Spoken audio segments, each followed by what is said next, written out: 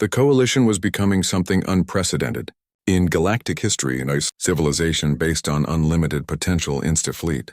Admiral Dan Rodriguez stood on the bridge of the Coalition flagship New Horizon and watched enemy ships fill his tactical display. The Galactic Council had finally made their move, launching the largest military assault in galactic history. Over 10,000 ships from 6 different Council species were converging on 3 Coalition worlds simultaneously. Admiral, reported his tactical officer, Lieutenant Commander Ellen Harris. We're detecting Council forces at Nexus Prime, Haven Colony, and New Meridian. They're hitting all 3 systems at once. Rodriguez nodded grimly. He had expected this day would come. The old Galactic Council was facing economic collapse as their suppressed technologies failed without human input. Their trade networks had crumbled when the quantum inhibitor fields cut off faster than light travel between their worlds. Desperation had driven them to military action. "What's our force disposition?" he asked. "We have the 3rd Fleet here at Nexus Prime," Harris replied. "Admiral Webb is commanding the 5th Fleet at Haven Colony, and Admiral Turner has the 7th Fleet protecting New Meridian. Total Coalition forces, 800 ships against their 10,000. The numbers looked impossible, but Rodriguez felt confident. The Council forces were using technology that was decades behind Coalition advances. More importantly, they were fighting to preserve an old system based on domination and control. The Coalition was fighting for something new and better. "Open a channel to all Coalition forces," Rodriguez ordered. "All ships, this is Admiral Rodriguez. Today the old Council tries to drag us back into the past. Show them why the future belongs to free beings working together." On the main screen, Council ships began their attack on Nexus Prime's orbital defenses. The hegemony of Kethvar led the assault with their massive dreadnoughts, while Zephyrian ships provided support fire. They expected to overwhelm the Coalition's smaller force through sheer numbers. Instead, they encountered defenses they couldn't understand. Nexari energy shields absorbed their weapons fire and redirected it back at the attackers. 4th human hybrid fighters moved through space like living creatures, dodging attacks that should have been impossible to avoid. "Council ships are targeting our orbital platforms," Harris reported. "But their weapons aren't penetrating our shields." Rodriguez smiled. "That's because they're still using energy weapons designed for the old Council shield technology. Our Nexari partners taught us how to build shields that feed on energy attacks instead of being weakened by them." The first major surprise came when Captain Nick Foster's stealth ship, the Shadow Walker, appeared inside the Council formation without being detected. Using quantum phase technology, Foster's ship existed slightly outside normal space, making it invisible to standard sensors. "Shadow Walker to flagship," Foster's voice came through the communication system. "I'm deploying nanite swarms against the Kethvar dreadnoughts." Dr. Ellen Harris had developed the nanite swarms as humanity's most controversial weapon. The microscopic robots could disable enemy ships without harming their crews. When deployed against the Council forces, the nanites systematically shut down weapons and engines while leaving life support systems untouched. The lead Kethvar dreadnought simply stopped working. Its massive guns went silent, its engines died, and its shields failed. But the ship's lights stayed on and its crew remained unharmed. Within minutes, the nanites had disabled 6 more Council ships. "What kind of weapon is this?"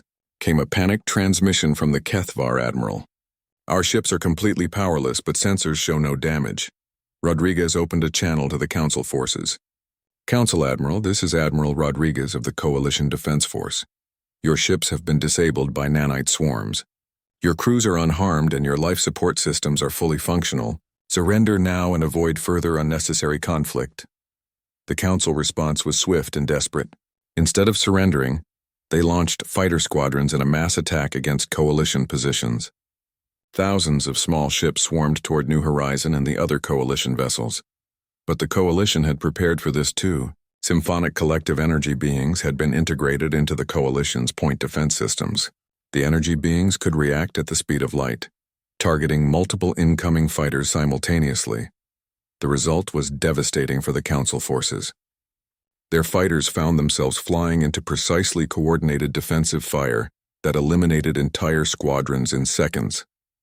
The few ships that survived the defensive barrage discovered that Coalition fighters were faster, more maneuverable, and equipped with weapons that could phase through standard armor.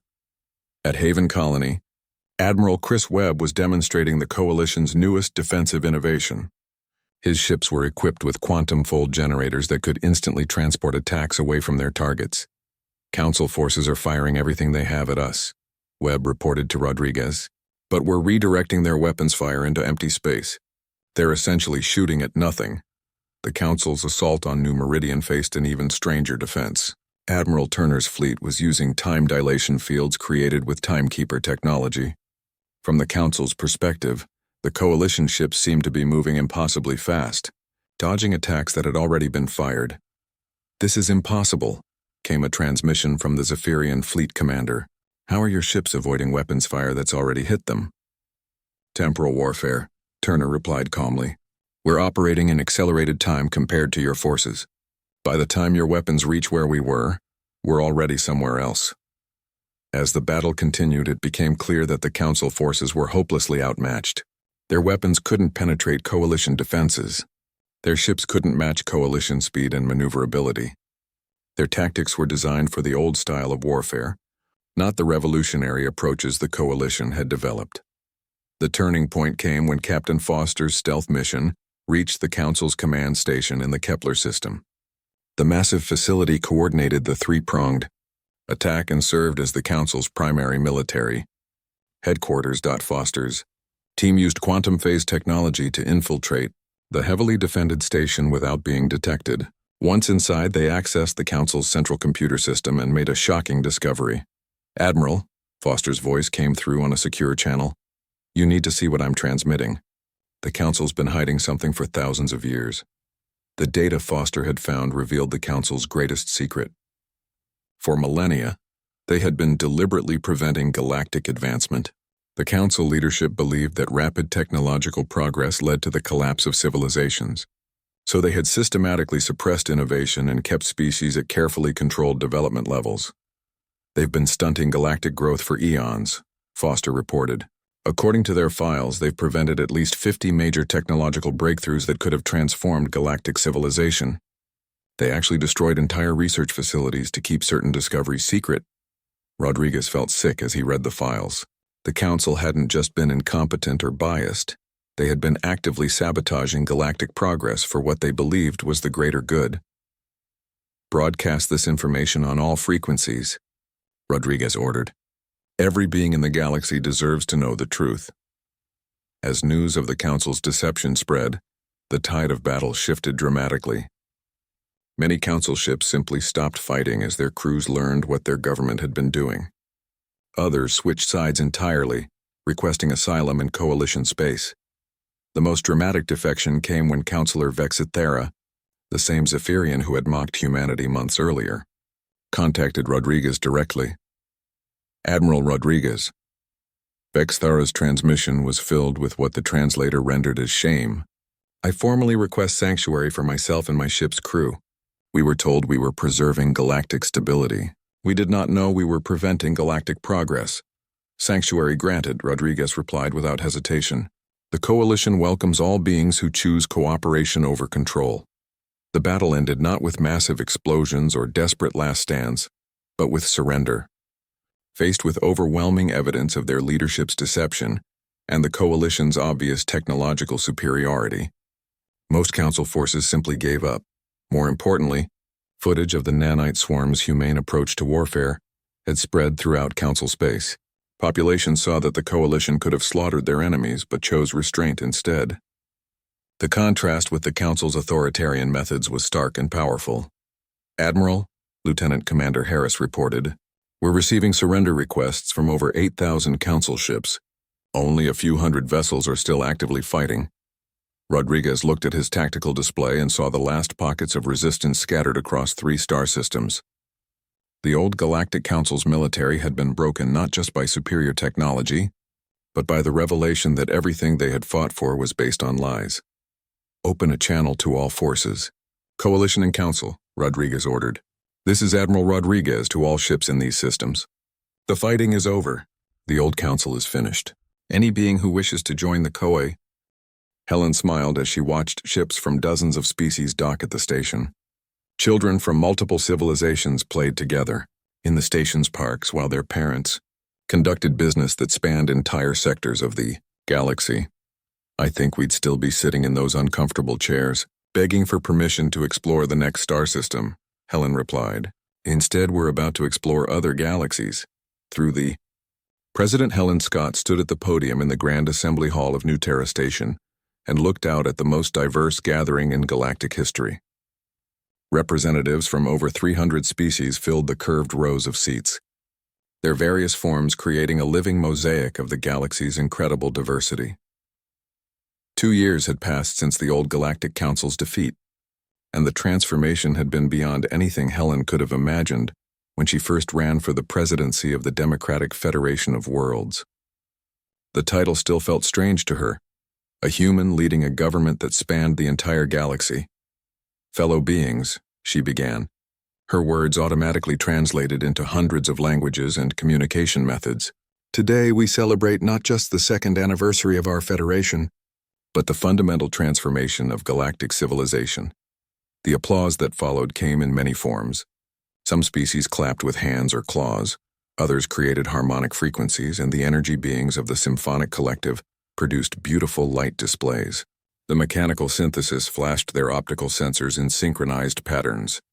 Admiral Chris Webb, now head of the Galactic Peacekeeping Force, sat in the front row, wearing a uniform that bore insignia from dozens of different species.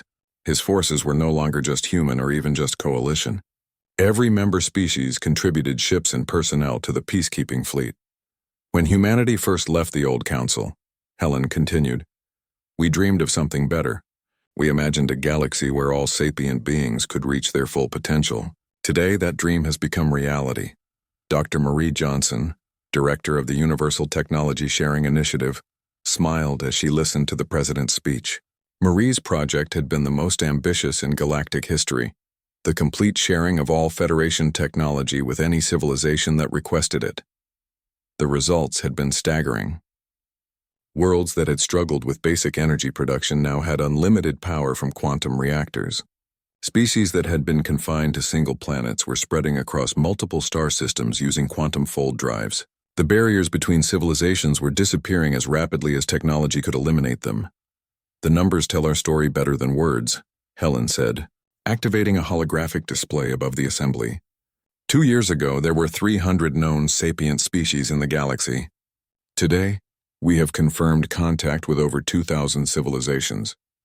The display showed the galaxy as it appeared now, with thousands of lights representing active civilizations, connected by a web of quantum fold routes. Trade, communication, and travel flowed freely between worlds that had never even known of each other's existence under the old council system.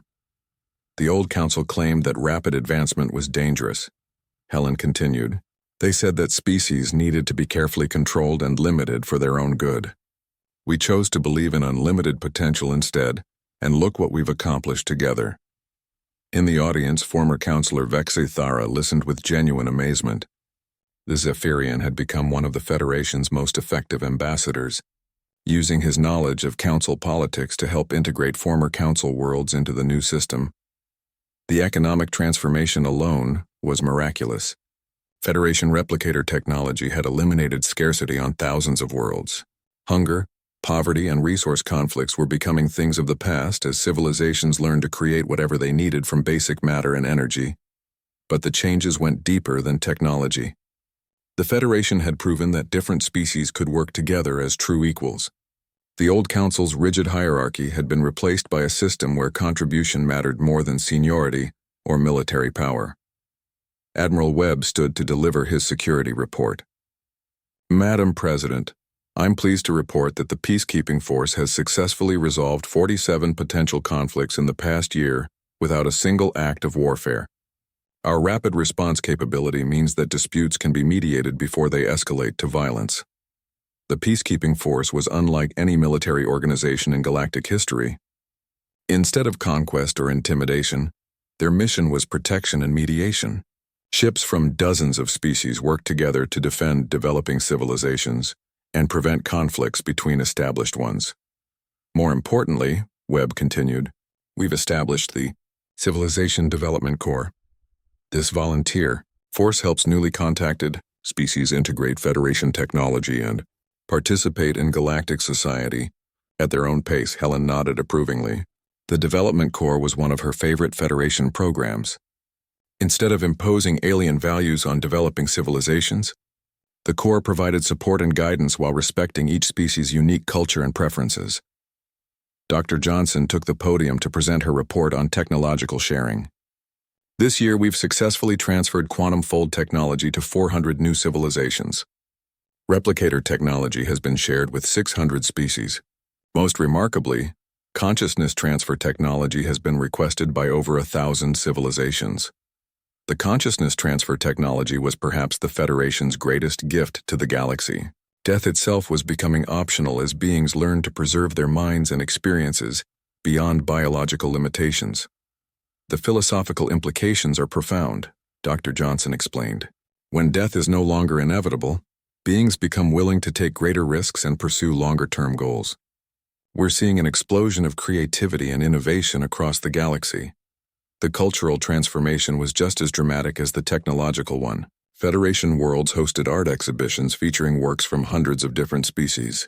Musical compositions combined the traditions of dozens of civilizations. Literature was being written in collaborative styles that no single species could have developed alone.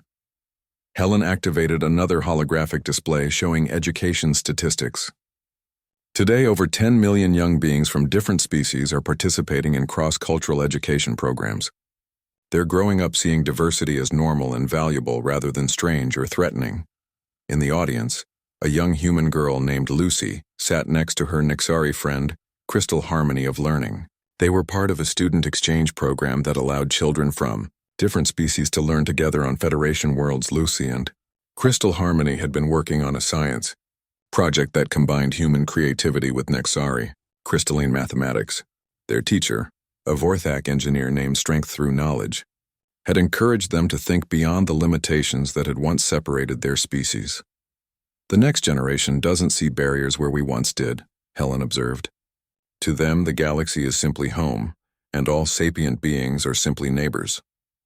The Federation had also revolutionized scientific research.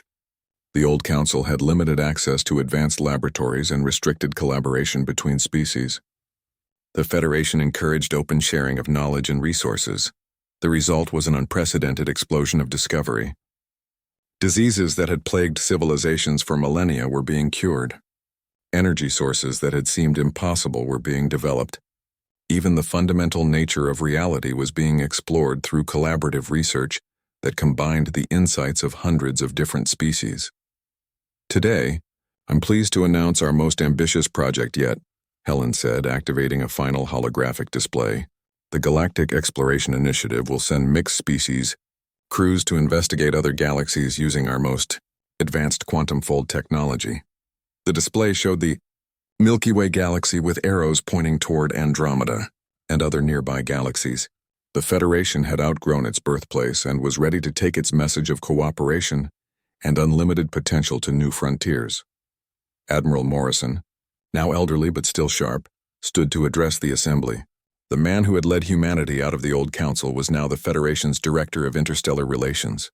2 years ago, humanity made a choice, Morrison said, his voice carrying clearly through the hall. We chose to believe in something better than the system we were offered. Today, we've built that better system together.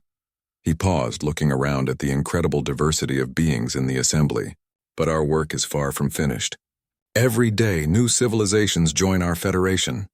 Every day, new discoveries expand our understanding of what's possible. The universe is vast enough for all of us to reach our unlimited potential. The assembly erupted in approval, with each species expressing enthusiasm in their own unique way. The sound was chaotic but beautiful, like a symphony played by instruments that had never been designed to work together, but somehow created perfect harmony.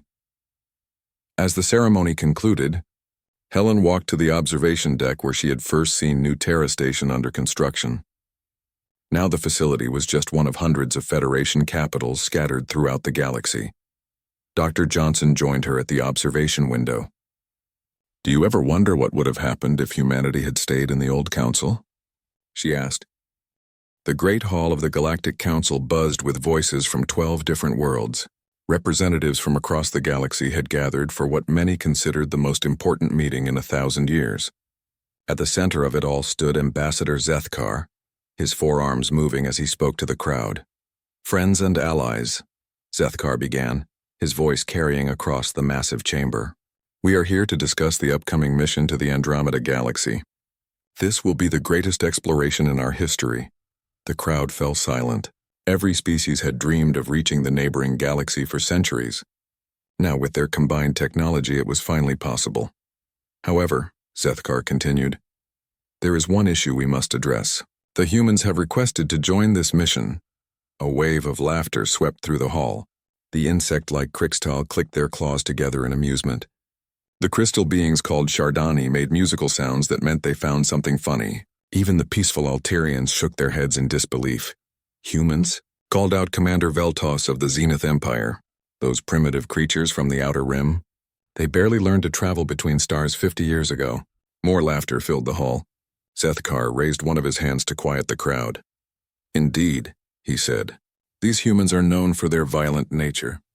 They fight wars among themselves constantly. Their technology is centuries behind ours. They have no place among civilized races." On the far side of the galaxy, Captain Jake Morrison sat in his office at the Human Space Command. The holographic message from the Galactic Council floated in front of him. His hands clenched into fists as he listened to Zethkar's words. "Primitive," Jake muttered. "We'll see who's primitive." Dr. Lisa Carter entered the office, her face pale with anger. She had been working on the mission plans for 2 years. As Earth's best scientist, she had prepared detailed studies of what they might find in Andromeda. "They voted," Lisa said quietly. 11 species voted to ban humans from the mission. Only the Alterians didn't vote at all. Jake stood up and walked to the window. Outside, he could see the shipyards where human workers built their vessels. These ships might not look as fancy as alien ones, but they were tough and reliable. "What did they call us?" Jake asked. Lisa checked her notes. "Reckless warmongers, technologically inferior, a danger to peaceful exploration." Jake's jaw tightened. "Anything else?" "They said we would probably attack the first aliens we meet in Andromeda. They think we're too violent to represent the galaxy." In the Galactic Council Hall, the vote was about to begin. Zethkar looked around at the representatives from each world. "All in favor of banning humans from the Andromeda mission?" he asked. 11 hands, claws, and crystalline formations rose into the air. Only the Alterian delegate remained still. "The motion passes," Zethkar announced. "Humans are banned from the mission." The crowd cheered. They felt proud of themselves for keeping the violent humans away from their peaceful exploration. But they didn't know about Admiral Sam Hughes. While the aliens celebrated, Admiral Hughes sat in a secret meeting room deep underground on Earth. Around the table sat the smartest humans from every field: scientists, engineers, military officers, and explorers. "They think we're too primitive," and Sam said calmly. "They think we're too violent. They think we have nothing to offer." Dr. Rachel Stone, Earth's top engineer, spoke up. "We've been studying their technology for years. Every time they attack our outer colonies, we capture their ships and learn from them." "And?" Sam asked. "We can build better," Rachel said with a smile. "Much better." Commander Paul Davis leaned forward. "Sir, we've been working on something special, something the galaxy has never seen before." Sam nodded. He had been planning for this day ever since humans first made contact with alien races. He knew that eventually, the galaxy would try to keep humanity down, but he also knew that humans were different from other species in ways the aliens couldn't understand. "Show me," Sam said. The lights dimmed, and a holographic ship appeared above the table. It was sleek and powerful, but also strange. It combined alien technology with human innovation in ways that shouldn't have been possible. "We call her the Defiance," Paul said. "She uses captured alien technology, but we've improved it. Made it faster, stronger, more flexible." Dr. Stone added, "The aliens follow rules when they build things. They do everything the same way their ancestors did. But humans don't follow rules. We experiment. We try new things." Sam studied the ship design. "How long until she's ready?" 6 months, Paul replied. "Maybe less if we push hard." "Then we push hard," Sam decided. "While they're off playing Explorer in Andromeda, we'll be preparing." Lieutenant Kate Brooks, the youngest officer at the table, raised her hand. "Sir, what if they're right? What if we're not ready for something like this?" Sam looked at her seriously. "Kate, do you know what makes humans different from every other species in this galaxy?" "No, sir. They've all reached the top," Sam explained. They've become comfortable, safe. They've forgotten what it means to struggle and fight for survival. But humans? We're still climbing. We're still hungry. We're still willing to do whatever it takes to survive. Around the table, heads nodded in agreement. The aliens think our violence makes us weak, Sam continued. They think our chaos makes us dangerous. But those same qualities are what make us strong. When they meet something they can't handle with their pretty rules and peaceful ways, they'll need us. Lisa Carter had joined the meeting and listened quietly. Now she spoke up. Admiral, there's something else. Our deep space sensors have been picking up strange signals from Andromeda. Energy patterns we've never seen before. What kind of patterns? Sam asked. Destructive ones, Lisa said grimly. Whatever the Council finds out there, I don't think it's going to welcome them with open arms. Sam smiled coldly. Then they're going to need the primitive, violent humans more than they think. As the meeting ended, each person knew their job. The galaxy had rejected humanity, but that didn't mean humanity was giving up. While alien ships prepared for their grand mission to Andromeda, humans would prepare for war. Because sometimes the galaxy needed warriors more than explorers, and nobody was better at war than humans. 3 months had passed since the Galactic Council banned humans from their mission. While alien species celebrated their decision, Earth had become the busiest place in the solar system. Every human shipyard, laboratory, and military base worked day and night on a secret project. Dr. Rachel Stone floated in zero gravity around the massive frame of the Defiance. The ship was taking shape in the hidden shipyard behind Earth's moon. It was beautiful and terrifying at the same time. Sleek alien curves mixed with brutal human engineering in ways that made the ship look alive. Paul, how are the engines?